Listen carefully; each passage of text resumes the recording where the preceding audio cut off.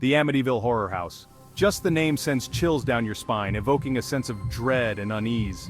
It's a place where darkness lingers and evil seems to seep from the walls, creating an atmosphere thick with fear.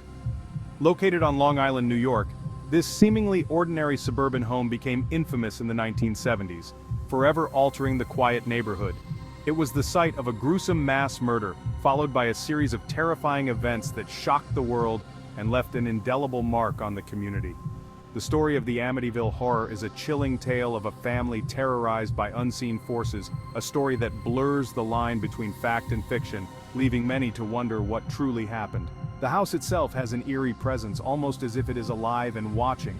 Its Dutch colonial architecture, with its distinctive gambrel roof and quarter-moon windows, seems to stare out at the world with a cold, watchful gaze, adding to its mystique. But behind its seemingly normal facade lies a dark and disturbing history, one that continues to haunt the imagination. It is a history that continues to fascinate and frighten people to this day, drawing in those who are curious about the unknown. The Amityville Horror House remains an enigma, a place where the veil between our world and the supernatural seems terrifyingly thin, inviting speculation and fear. On a cold November night in 1974, the quiet community of Amityville was shattered by a horrific crime. The peaceful streets, usually filled with the sounds of children playing and neighbors chatting, were suddenly engulfed in a nightmare. Ronald DeFeo Jr., the oldest son of the DeFeo family, shot and killed his parents and 4 siblings in their beds. The brutality of the act was incomprehensible, leaving the community in a state of shock and disbelief. The murders sent shockwaves through the community and beyond, leaving everyone wondering what could have driven a young man to commit such a horrific act. Neighbors who had known the family for years were left questioning everything they thought they knew. Ronald DeFeo Jr. claimed that he was possessed by demonic forces that compelled him to commit the murders. His defense was met with skepticism, but it added a chilling layer to an already terrifying story. He said that voices in the house told him to kill his family. These claims of supernatural influence only deepened the mystery and horror surrounding the case. The court, however, found him guilty of 6 counts of second-degree murder, and he was sentenced to 6 consecutive life sentences. Justice was served, but the questions and fear lingered. The DeFeo murders cast a dark shadow over the house at 100 Ocean Avenue, a shadow that seemed impossible to escape.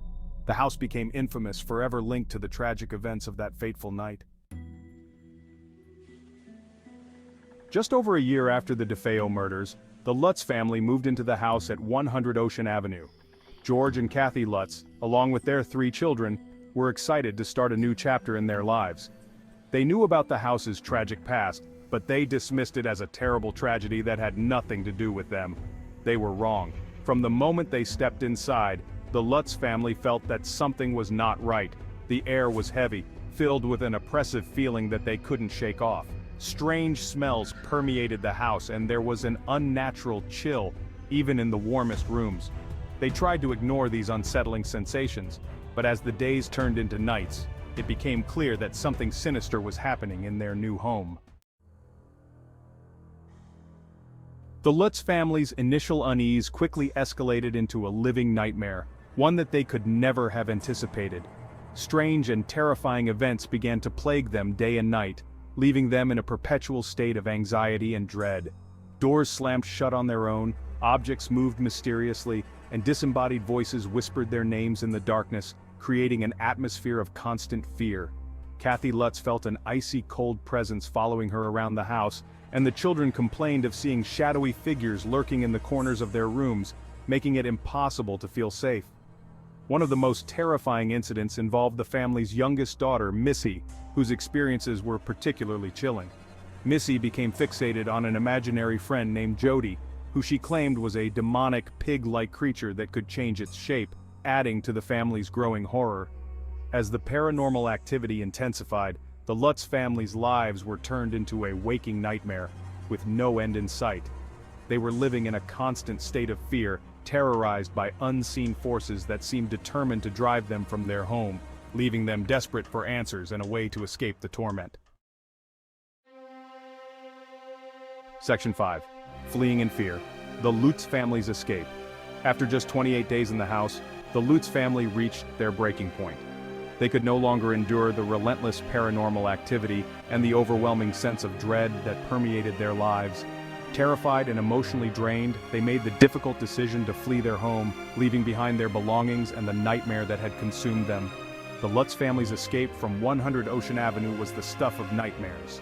In the dead of night, they piled into their car, their faces pale with terror, and sped away from the house that had haunted their waking hours. They left behind everything they owned, unwilling to risk taking anything with them that might carry the evil that had invaded their lives. Section 6. Investigations and Skepticism. The Lutz family's terrifying story quickly captured the attention of the public and the media. Paranormal investigators flocked to the Amityville Horror House, eager to document the supernatural activity that had plagued the Lutz family. Ed and Lorraine Warren, renowned paranormal investigators, were among those who investigated the house. They claimed that the house was infested with demonic entities and that the Lutz family had been the victims of a powerful evil force. However, not everyone was convinced by the Lutz family's claims or the paranormal investigators' findings. Skeptics argued that the Lutz family had exaggerated their story for financial gain, or that they had been misled by their own imaginations. They pointed to inconsistencies in the family's accounts and the lack of concrete evidence to support their claims of supernatural activity. Section 7. The Amityville Horror Truth or Fabrication. The debate over the authenticity of the Amityville Horror continues to this day. Believers point to the sheer terror experienced by the Lutz family and the numerous paranormal investigators who have reported strange and unexplained phenomena in the house. They argue that the evidence of supernatural activity is too compelling to dismiss. Skeptics, on the other hand, maintain that the Amityville Horror is a hoax, a fabrication fueled by media hype and the public's fascination with the paranormal. They argue that the Lutz family's story is full of holes and inconsistencies, and that there is no scientific evidence to support their claims of demonic possession or supernatural activity. Section 8. The Power of Belief and the Allure of Fear. Whether or not the Amityville Horror is a true story, it has undoubtedly tapped into something primal in the human psyche. The story plays on our deepest fears, the fear of the unknown, the fear of the darkness, and the fear of the unseen forces that may lurk just beyond our perception. The Amityville Horror reminds us that we are all vulnerable to the power of belief. When we believe something to be true, especially something that frightens us, it can have a profound impact on our perceptions and experiences. The house at 100 Ocean Avenue may or may not be haunted, but the fear it evokes is very real. Section 9. The Amityville Legacy Pop Culture Phenomenon. The story of the Amityville Horror has become a pop culture phenomenon, spawning numerous books, films, and documentaries. The first book, The Amityville Horror by Jay Anson, was published in 1977 and became an instant bestseller. The book's success led to a 1979 film adaptation, which was a critical and commercial success, further cementing the Amityville Horror's place in popular culture. The Amityville Horror franchise has continued to produce sequels, remakes, and spin-offs over the years, keeping the legend alive and terrifying new generations of audiences. The franchise has explored various aspects of the story, from the DeFeo murders to the Lutz family's experiences to the supposed demonic origins of the house itself.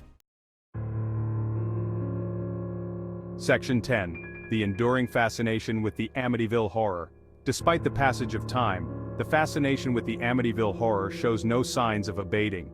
The house at 100 Ocean Avenue remains a popular destination for curiosity seekers and paranormal enthusiasts, drawn to its eerie history and the possibility of catching a glimpse of the supernatural.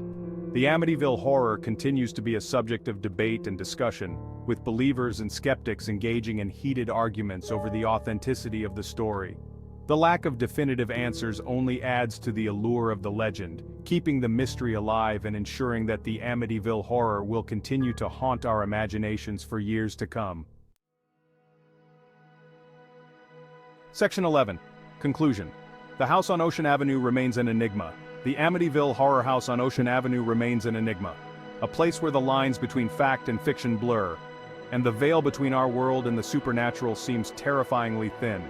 Whether you believe the Lutz family's claims of demonic possession or dismiss them as a fabrication, there is no denying the power of the story and its enduring hold on our collective imagination. The house stands as a chilling reminder of the darkness that can lurk beneath the surface of seemingly ordinary places, and the enduring human fascination with the unknown. The Amityville Horror, regardless of its veracity, will continue to send chills down spines and spark debates for generations to come.